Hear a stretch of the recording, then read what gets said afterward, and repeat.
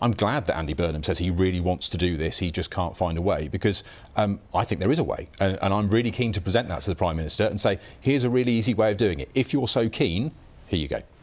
Andy Burnham, as Prime Minister, promised to review the scheme. However, it means that 2 of the 3 killers of PC Andrew Harper will still be up for early release.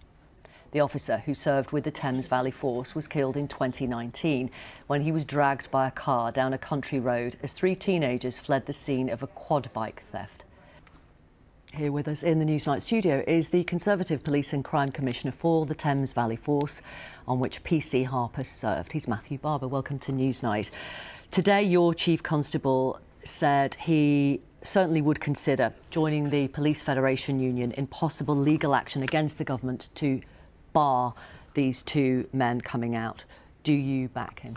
Absolutely. We're at the stage at the moment of the Police Federation seeking some legal advice to find out what routes there would be, and I would certainly support the Chief Constable and the Federation in looking at all those legal avenues we've got. But I think there is another avenue, which actually you outlined in that interview with the Victims Minister, which is actually just about changing the legislation. So I'm supporting the idea of an amendment when that emergency legislation comes to Parliament in September, because the government can very easily exclude these individuals. That's not retrospective legislation. It's about how you describe people in the new legislation that will be passed. It can be done very easily. Either ministers are being very badly advised by saying they can't do it, or they simply don't want to do it.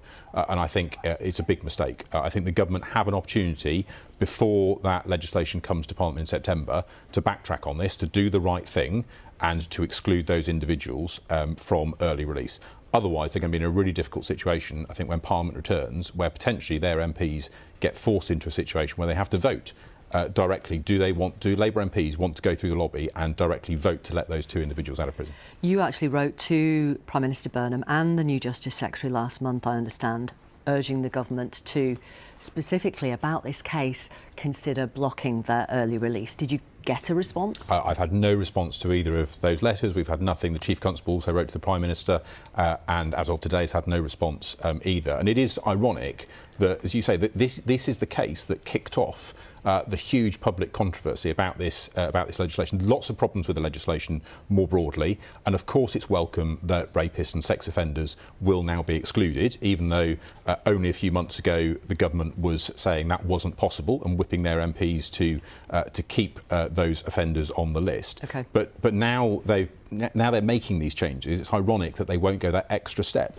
to deal with Andrew's killers. And this isn't retrospective. What this change would do would be to put them back to the same position they were in when they were first convicted. This would not create a new offence. The retrospective bit actually is what the Sentencing Act does. That comes in after they were convicted and says we're now going to change things.